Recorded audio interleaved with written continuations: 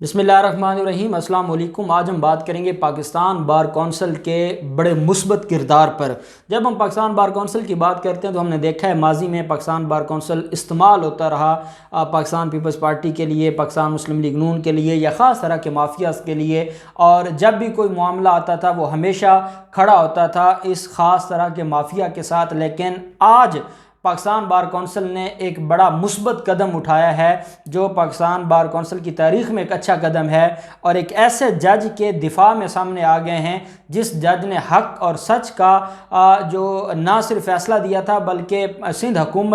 ساری سندھ حکومت کو گھر بھیجنے کا سماں پیدا کیا تھا۔ وہ ڈیٹیلز میں آپ کے ساتھ شیئر کروں گا پاکستان بار کونسل کی۔ اب جانتے ہیں Sindh high court Sukkur bench نے ایک فیصلہ دیا تھا، اور فیصلے میں جو کتے جو وہاں پر آوارہ کتے ہیں سندھ میں، جس طریقے سے وہ معصوم بچوں کی جانیں لے رہے تھے، جس طریقے سے وہ معصوم بچوں کی آنکھیں نکال رہے تھے، ان کے بازو زخمی کر رہے تھے، ان کی ٹانگیں زخمی کر رہے تھے، اور بارہا اس پر جو جج تھے آفتاب احمد گورڈ صاحب، انہوں نے بارہا چیف سیکرٹری کو خط لکھے،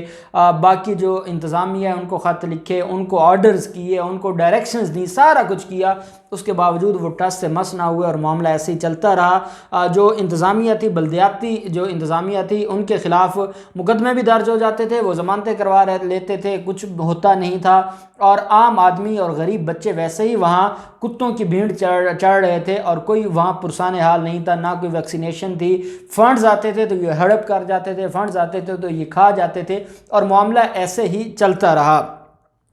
اب ہوا کیا اس میں یہ کہ سندھ ہائی کورٹ نے ایک فیصلہ دیا، سکھر بینچ نے، اور فیصلہ یہ سنایا کہ اب جس ایریا میں اگر کسی بچے کو یا کسی شخص کو کتا کاٹے گا تو اس ایریا کا جو ایم پی ہوگا وہ معطل سمجھا جائے، اور وہ معطل ہوگا، اس کو کوئی معافی نہیں ہوگی۔ ایڈیشنل ایڈوکیٹ جنرل سندھ نے بڑی وہاں پر چیخو پکار کی، جناب یہ کوئی معاملہ نہیں ہے، کیوں آپ ایسی بات کہہ رہے ہیں، کیوں آپ ان کے جو ایم پی ایس کا کیا قصور ہے، ایم پی ایس کا کام تو کتے مارنا نہیں ہے، وہ تو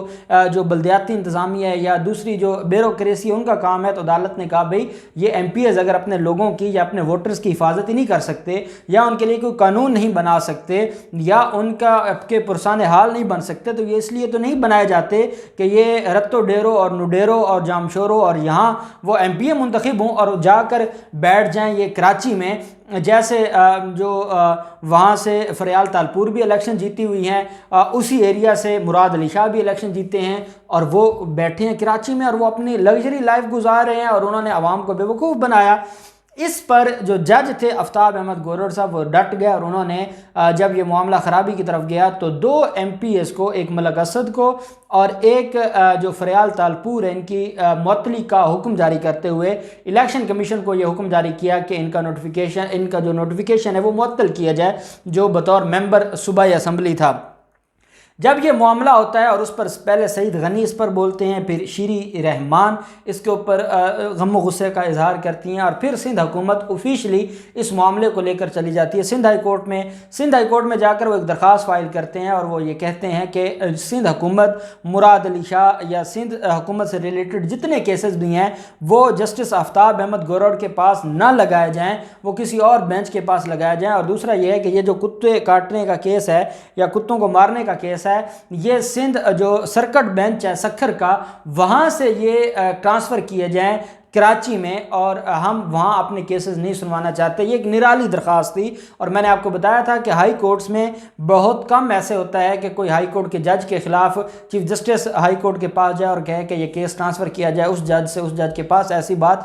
چیف جسٹس نہیں مانتے، اور ہم امید کرتے ہیں کہ اس معاملے پر بھی chief justice Sindh high court نہیں مانیں گے۔ دوسری طرف ہم نے یہ بھی دیکھا کہ فریال تالپور نے جو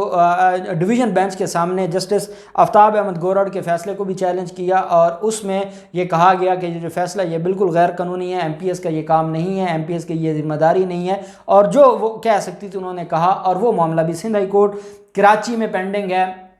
اتنے میں جو بیرسٹر مرتضیٰ وہاب ہیں جو ترجمان ہیں سندھ حکومت کے، انہوں نے الزامات کی بارش کی اور انہوں نے جسٹس آفتاب احمد گورڑ کے حوالے سے ایسے نازیبا الفاظ کہے، جیسے آپ دیکھ سکتے ہیں عمر عطا بندیال صاحب نے ڈسکا الیکشن کا جو شیڈول تھا ری الیکشن کا وہ معطل کیا، اس پر جو لیگی سوشل میڈیا ٹیم ہے انہوں نے وہ طوفان بدتمیزی اٹھایا کہ جس کا کوئی حساب نہیں، اور مریم سے جب سوال پوچھا جاتا ہے تو وہ گول مول کر جاتی ہیں، لیکن حقیقت یہ ہے کہ انہوں نے جو وہ کر سکتے تھے انہوں نے انتہائی غلیظ قسم کا کام کیا۔ یہی باتیں کی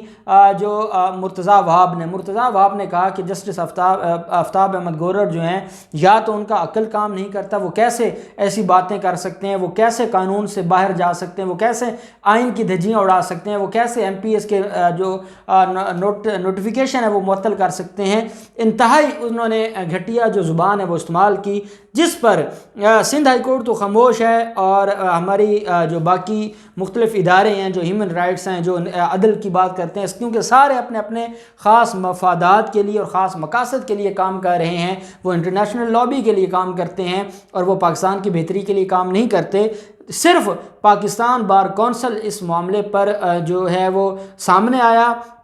پاکستان بار کونسل نے کہا کہ جسٹس آفتاب احمد گورڑ کا جو یہ فیصلے ہیں ہم ان کی بڑی تکریم کرتے ہیں، تعظیم کرتے ہیں۔ جسٹس آفتاب احمد گورڑ ایک لائق جج ہیں، اور کسی بھی ہائی کورٹ کے جج کے بارے میں کوئی بھی انڈیویجول ایسی زبان استعمال نہیں کر سکتا، یہ اس جج کے عہدے کے خلاف ہے، یہ اس عہدے کی توہین ہے، یہ ہائی کورٹ کے ججز کی توہین ہے، یہ آئین کی توہین ہے، یہ عدلیہ کی توہین ہے۔ جس طریقے سے جسٹس آفتاب احمد، اگر آپ کو جسٹس آفتاب احمد گورڑ صاحب کے فیصلے سے اختلاف ہے تو آپ کے پاس فورم موجود ہیں، آپ جائیں اس کو جو ہے وہ انٹرا کورٹ اپیل فائل کریں ہائی کورٹ سندھ میں، یا آپ اس کو سپریم کورٹ آف پاکستان میں لے جائیں، آپ کسی فورم پر چلے جائیں۔ لیکن اس طریقے سے جو گالم گلوچ کرنا، گھٹیا زبان استعمال کرنا، شیری رحمان جیسے لوگ،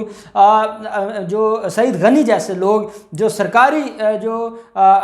گاڑیاں ہیں وہ اپنے چھوٹے چھوٹے مفادات کے لیے اور مقاصد کے لیے استعمال کرنے والے لوگ، جب وہ ایک ہائی کورٹ کے جج کے بارے میں ایسے ریمارکس دیں گے تو پاکستان بار کونسل نے کہا ہم نہ صرف مذمت کرتے ہیں بلکہ ہم chief justice Sindh high court سے یہ مطالبہ کرتے ہیں کہ ان لوگوں کے خلاف کارروائی کی جائے، ان کے خلاف توہین عدالت کی کارروائی شروع کی جائے، کیونکہ جس حد تک یہ چلے گئے ہیں اب یہ جو معاملہ ہے قابل قبول نہیں ہے۔ اب یہ کیسے ہوا ہے؟ اب یہ بھی جانتے ہیں کہ اس وقت جو حکومتی پارٹی ہے پاکستان بار کونسل میں وہ پاکستان مسلم لیگ نون کے ہیں سارے، اس میں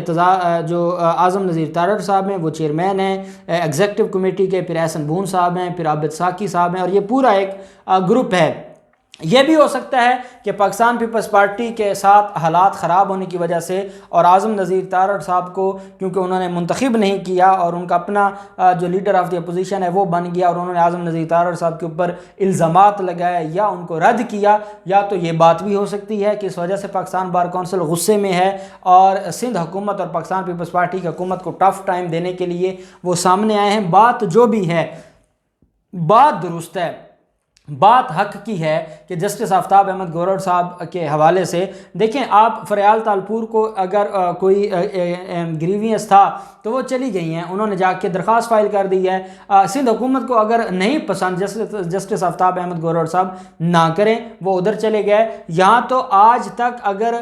جو قاضی فیاض عیسیٰ صاحب کے سامنے سپریم کورٹ آف پاکستان میں کیسز لگائے جاتے ہیں حکومت کے یا عمران خان کے،